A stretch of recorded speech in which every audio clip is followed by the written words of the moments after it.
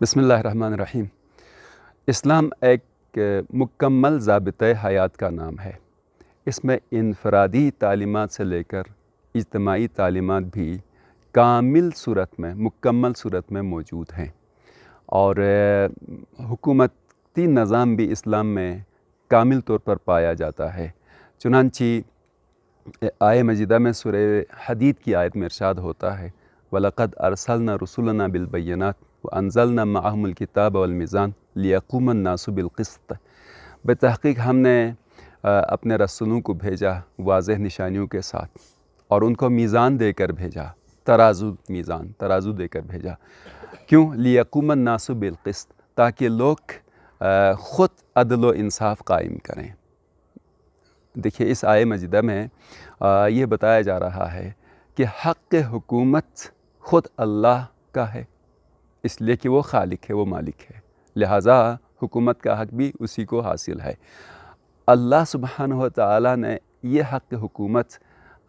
اپنے انبیاء اور رسولوں کو دیا۔ ارسلنا رسلنا بالبینات، ہم نے اپنے رسولوں کو بینات کے ساتھ بھیجا، یعنی اصلی بنیادی طور پر حق خدا کا ہے، کیونکہ مخلوقات اس کا انسان اس کے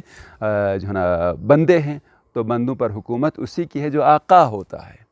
اور جو آقا نہیں ہے اس کی حکومت نہیں ہے۔ انسان سب آپس میں برابر ہیں، لہٰذا کہ انسان کو حق حاصل نہیں ہے دوسرے کے اوپر اپنی مرضی مسلط کرے، اپنا اختیار اس کے اوپر امپوز کرے، لہٰذا اس کو حق حاصل نہیں ہے۔ تو حق خدا کے ہے بنیادی طور پر۔ اب خدا جسے عطا فرمائے گا اور جس حد تک اس کو اختیار دے دے گا، اسی حساب سے وہ حق اس کو حاصل ہوتا ہے۔ تو یہ حق اللہ نے انبیاء کو عطا فرمایا، اور انسانوں کے لیے یہ ہے کہ سمجھیں کہ کس کو یہ حق حکومت دیا، حق اختیار دیا ہے، واضح نشانیوں کے ساتھ بھیجا، تاکہ ان نشانیوں کے ذریعے سے پہنچے یہ سمجھیں انسان کہ اللہ کی جانب سے یہ بندے مقرر ہیں اور ان کو خدا کی طرف سے حق حکومت حاصل ہے۔ اور اس کے بعد لِيَقُومَ النَّاسُ بِالْقِسْطِ، یعنی ان کے ساتھ میزان دے کر بھیجا، ترازو دے کر بھیجا، یعنی نظام دے کر بھیجا عدل و انصاف کا۔ اور یہاں پہ دیکھیے کہ لِيَقُومَ النَّاسُ بِالْقِسْطِ، لوگ جو ہے نا خود عدل انصاف کو قائم کریں۔ تو یہاں سے معلوم ہوتا ہے اللہ کو حق حاصل ہے حکومت کا، اور اس کے بعد نظام حکومت بھی خدا کی طرف سے ہوگا، اور انبیاء حق رکھتے ہیں خدا کی جانب سے، اور انبیاء حکومت قائم کریں گے۔ البتہ اب یہاں پر اس بات کی طرف یہاں پہ جوڑ کے میں عرض کروں گا کہ اگر کوئی شخص یہ کہتا ہے کہ اسلام ایک آفاقی دین ہے اور ایک مکمل ضابطۂ حیات ہے، تو کیا وجہ ہے کہ اسلام کی حکومت ہمیں عالمگیر تو جو نا سطح پر نہیں نظر آتی ہے، حتیٰ اسلامی ممالک میں بھی دیکھتے ہیں تو اتنی کمزوری پائی جاتی ہے، اور کیوں خود مسلمان بھی ایک واقعی جو نا آفاقی اپنی حد تک ایک حکومت قائم کیوں نہیں کرتے جس میں عدل و انصاف کا بول بالا ہو، پرچار ہو؟ یہ ہمیں نہیں نظر آتا ہے۔ تو اس کی بنیادی وجہ یہ ہے جو اس آیت میں اسی کی طرف اشارہ ہو رہا ہے، لِيَقُومَ النَّاسُ بِالْقِسْطِ، کہ انبیاء آئے، میزان لے کر آئے تاکہ لوگ قائم کریں۔ بس دو چیزیں ہو گئیں کہ ایک یہ ہے کہ نظام کا ہونا، نظام حکومت کا ہونا، یہ خدا کی طرف سے موجود ہے اور خدا کی طرف سے انبیاء نے پہنچا ہے۔ دوسرا یہ ہے کہ اس نظام کا رائج ہونا، اس نظام کے رائج ہونے کے حوالے سے یہ ہے کہ لوگوں کو خود اس نظام کو قبول کرنا چاہیے۔ دیکھیے کتنا ایک آفاقی پیغام ہے کہ اسلام ایک آفاقی مذہب ہونے کے ساتھ ساتھ زبردستی اپنا نظام مسلط نہیں کرتا، بلکہ لوگوں کی قبولیت کے اوپر رکھا کہ لوگوں کی بھی ذمہ داری بنتی ہے کہ اس عدل انصاف کے نظام کو ایڈاپٹ کریں اور اس کو نافذ کرنے کی جو ہے نا عملی کوشش کریں۔ لِيَقُومَ النَّاسُ بِالْقِسْطِ۔ بس یہاں سے بھی یہی وجہ ہے، دیکھیے ہم جب عملی طور پر بھی رسول خدا صلی اللہ علیہ وسلم کی جب حیات طیبہ اور سیرت طیبہ میں دیکھتے ہیں تو رسول خدا صلی اللہ علیہ وسلم نے جیسے جیسے لوگوں کا، مسلمانوں کا شعور بلند ہو گیا اور ان کے درمیان انفرادیت سے نکل کر اجتماعیت تک کی طرف آنے کی فکر اور سوچ پیدا ہونے لگی، تب مدینہ میں ایک ریاست قائم کی اور بہت سارے حکمرانوں کے ذہن میں بھی یہ بات آ جاتی ہے ہم بھی فلاحی اور ریاست مدینہ قائم کریں گے۔ تو سمجھنے کی ضرورت ہے یہ ریاست مدینہ کس طرح سے قائم کیا۔ ہجرت فرماتے ہیں، لوگوں کے ذہن کو آمادہ کرتے ہیں، اور اس کے بعد رسول خدا صلی اللہ علیہ وسلم ان کے اجتماعی شعور کو، اجتماعی تھنکنگ کو جب اس حد تک دیکھا تو مدینہ میں ایک ریاست قائم کی، اور لوگ جوک در جوک اس میں شامل ہونے لگے اور ذمہ داریاں قبول کرنے لگے۔ تو افراد خود اس نظام حکومت کو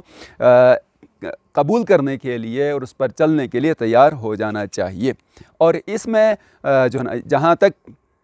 بات آ جاتی ہے وہ یہ ہے کہ اسلام کے دعویداروں نے کس حد تک کام کیا واقعی طور پر اس نظام کو لوگوں تک پہنچانے کے لیے۔ عوام الناس بالاخرہ عوام الناس ہوتے ہیں، وہ اپنی اس ذمہ داری کو اس حد تک محسوس نہیں کرتے، لیکن خواص جو ہوتے ہیں اور جن کے ذمے اسلامی تعلیمات کا پرچار ہوتا ہے ان لوگوں نے اپنا کردار کہاں تک ادا کر لیا۔ جیسے جیسے علماء اور مسلمان جن کے کاندھوں پر ذمہ داری ہوتی ہے وہ اسلام کو سمجھیں اور اسی حساب سے جو ہے نا اس نظام کو لوگوں تک پہنچانے، شعور اجتماعی دینے میں جس حد تک کامیاب ہو جاتے ہیں اسی حساب سے لوگ خود اسلامی حکومت کو قبول کرنے کے لیے اور اس پر چلنے کے لیے تیار ہو جاتے ہیں۔ تو آپ نے دیکھا کہ رسول خدا صلی اللہ علیہ وسلم کے بعد کچھ ادوار میں ایسا تھا کہ لوگوں کے ذہن میں جو ہے نا اجتماعی حکومت قائم کرنے کی اور اس پر چلنے کی سوچ تھی، جس کی وجہ سے وہ جو ہے نا ایک نظام تھا، لیکن آہستہ آہستہ جب وہ جو ہے نا ذمہ داران جو تھے خود اسلام سے ناآشنا ہو گئے تو ایسی صورت میں وہ جو ہے نا نظام ناکام ہوتا ہوا نظر آیا۔ تو عرض کرنے کا مقصد یہی ہے کہ اگر کسی کے ذہن میں یہ بات آ جاتی ہے کہ اسلام ایک آفاقی دین ہے اور یہ ایک مکمل ضابطۂ حیات ہے تو ہمیں دنیا میں یہ رائج ہوتا ہوا کیوں نظر نہیں آتا؟ تو اسلام میں نظام موجود ہے، اسلام میں نظام حکومت موجود ہے، اور اسلام میں سیاست اور دین جدا نہیں ہے۔ یہ تو خود جو ہے نا دنیائی مسیحیت میں ایسا کیا گیا، مسیحی دنیا میں جو ہے نا اس طرح سے کیا گیا کہ جب دیکھا کہ جو سیاسی تھے، دیکھا کہ چرچ کی حکومت میں اور نظام سیاست میں دخالت ہو رہی ہے، اور وہ بھی دخالت ایسی کہ ان کو یعنی کلیسا میں جو رہتے تھے پادریوں کو نظام حکومت سے کوئی آشنائی نہیں تھی اور دخالت دیتے تھے، جس کی بنا پر وہ نظام نہیں چل سکتا تھا۔ تو ایسے میں انہوں نے چرچ کو الگ کر دیا، کلیسا کو الگ کر دیا، کہا کہ کلیسا کی اپنی ایک جو نا حد ہے اور سیاست الگ ہے۔ تو یہ تو وہاں سے آیا، ورنہ تو اسلام میں دین اور سیاست جدا نہیں ہے، بلکہ دین عین سیاست ہے اور سیاست عین دین ہے۔ ہم اس سیاست کی بات کر رہے ہیں کہ جس میں تدبیر ہوتی ہے، جس میں انسانوں کو کمال تک پہنچانے کے لحاظ سے تعلیمات اجتماعی ہوتی ہیں۔ اس اعتبار سے اسلام میں سیاست اور دین جدا نہیں ہے۔ آپ کے لیے نمونے مل سکتے ہیں، جیسے کہ جمہوری اسلامی ایران ہے، یہاں پر دین اور سیاست ایک ہی ہے۔ تو ادھر ایک چھوٹا سا تجربہ کیا گیا ہے اور یہ جو نا ایک کامیاب تجربہ ہے۔ بس نظام حکومتی اسلام میں موجود ہے، اور اگر نہیں ہے تو ایک خود مسلمانوں کی اپنی ذمہ داری بنتی ہے کہ اس نظام کو نافذ کرنے کے لیے اس کی آفاقی تعلیمات کو عملی کریں۔ سب سے پہلے اپنے ممالک میں عملی کریں۔ میں اپنے ملک پاکستان کی بات کروں، دیکھیے ہم کہتے ہیں کہ پاکستان جو نا کی بنا کیا لا الہ الا اللہ، تو اس لا الہ الا اللہ کی بنا پر وجود میں آنے والے پاکستان میں 72 سال گزر گئے، عدالتی نظام میں جو نا برطانوی قانون چل رہا ہے، اور اسی طرح سے ہماری زبان قومی اردو ہے۔ میں مثال کے طور پہ دے رہا ہوں، آپ کا یہ چینل کا تو پوری دنیا میں سنا جا رہا ہوگا، لیکن مثال کے طور پر کہیں سے بھی ایک چیز اٹھائی جا سکتی ہے۔ تو ہمارے اس ملک میں جس کی قومی زبان اردو ہے، اس اردو کو اپنے اداروں میں نہیں لا سکے، ٹھیک ہے، انگریزی زبان چل۔ میں انگریزی زبان کا کسی بھی زبان کا مخالف نہیں ہوں، موجودہ دنیا کے حساب سے ہر زبان ہر کسی کو آنا چاہیے، لہٰذا جو نا میں یہ کہنا چاہ رہا ہوں کہ ترجیح دی جاتی ہے کہ انگریزی ہی رہے، ٹھیک ہے۔ عربی میں دیکھیے، یعنی سعودی عرب میں دیکھیے، دوسرے عربی ممالک میں دیکھیے تو عربی زبان ہے ان کے اداروں کی، کوئی مشکل ہو جاتی ہے ان کے لیے نہیں، مشکل نہیں ہوتی ہے۔ اسی طرح سے دیگر ممالک میں دیکھیں تو فارسی زبان ہے اداروں کی، ہمارے ہاں 72 سال سے یہی انگریزی زبان چل رہی ہے، اس کو ہٹا نہیں رہے۔ ایک نقطے کی طرف اشارہ کر رہا ہوں، رہے مجھے کوئی مسئلہ نہیں ہے اور کسی کو اب تک کوئی مسئلہ نہیں ہوا۔ میں ایک بات بتانا چاہ رہا ہوں کہ یہ ذہن جب غلامی کی ہو جائے تو ایسی صورت میں اسلامی نظام اس ملک میں بھی نافذ نہیں ہو پاتا، اور ایسی صورت میں عالمگیر تو جب ہوگا جب کلمہ گو اپنے ملک میں اس نظام کو رائج کر سکیں، تو پھر آہستہ آہستہ سے چلا جائے جو ہے نا دوسری جگہوں میں بھی پہنچے گا۔ تو ہمارے اسلامی ممالک کے حکمرانوں کی بھی ذمہ داری بنتی ہے سب سے پہلے وہ اسلام کے آفاقی نظام حکومت کو سمجھیں اور اس حساب سے اپنے ملک میں جس طرح سے نافذ کرنے کی کوشش کریں، تو آہستہ آہستہ جب دیکھیں گے کہ اسلام واقعاً جو ہے نا ایک آفاقی نظام ہے، تو خود بخود انسان اس اسلام کے نظام حکومتی کی طرف آنے لگے گا۔ آج جس فرد تک بھی اسلام واقعی کا پیغام پہنچا ہے، ہماری معلومات میں ہے، آپ کی معلومات میں ہے کہ وہ اسلام کا گرویدہ ہو جاتا ہے، جبھی تو سازشیں اسلام کے خلاف ہو رہی ہیں نا۔ اگر اسلام کو ایکسیپٹ کرنے کے لیے لوگوں میں جو نا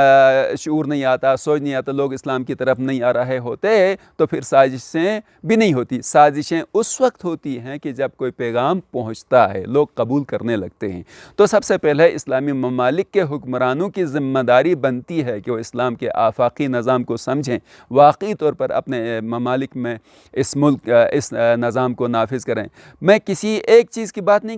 کر رہا، جو ہے نا فقہی نظام کی بات نہیں کرتا، یہاں پر توجہ کیجیے گا، فقہی نظام کی توجہ کی بات نہیں کرتا۔ فقہ تو ایک جو ہے نا عبادات، چند معاملات کے مجموعے کا نام ہوتا ہے، مثلا عبادت کے طور طریقے بتا دیں، نماز کے طور طریقے، روزے کے مسائل وغیرہ، یہ فقہی نظام ہے۔ میں ان تمام فقہوں کو جو اپنے دائرے میں جمع کرتا ہے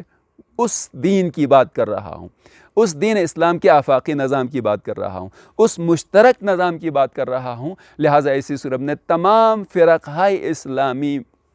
اس میں جمع ہو جاتے ہیں اور اسلامی ممالک کے حکمرانوں کی ذمہ داری بنتی ہے کہ واقعی طور پر اسلام کے نظام کو پہنچانے کی کوشش کریں۔ اور اگر مزاج خود غلامی کا بن گیا ہو تو ایسی صورت میں یہ اسلام نہیں پہنچتا کا نظام آفاقی نہیں پہنچتا۔ تو رکاوٹ اس میں جو نا نظام کے ہونے کے اعتبار سے ناکامی کی وجہ سے نہیں ہے، یا اس میں کوئی نقص پایا جاتا ہے، ایسا نہیں ہے، بلکہ خود مسلمان اور مسلمان حکمران کی کوتاہیاں ہیں، یا ان کی غلامی کی ذہنیت ہے، جس کی وجہ سے یہ جو نا اسلام کا آفاقی نظام کا دنیا تک نہیں پہنچ رہا ہے۔ جہاں جتنا بھی چنانچہ علامہ اقبال کے تصور حکومت کو دیکھیے، کائنات کو دیکھیے، اسی طرح سے جمال الدین افغانی کے جو نا جد و جہد کو دیکھیے، تو ہمیں جو نا یہ چیزیں نظر آتی ہیں۔ ان افراد نے، ان دانشوروں نے اور ان شخصیات نے اسلام کے آفاقی نظام کو پہنچانے کی کوشش کی، جو ان کو آج تک بھی یاد کیا جاتا ہے۔ اور اسی طرح سے لیکن چونکہ خود مسلمان اور مسلمان حکمران اس میں رکاوٹ بن گئے ہیں، جس کی وجہ سے ہمیں پوری دنیا پر اسلام کا آفاقی نظام رائج نظر نہیں آتا ہے۔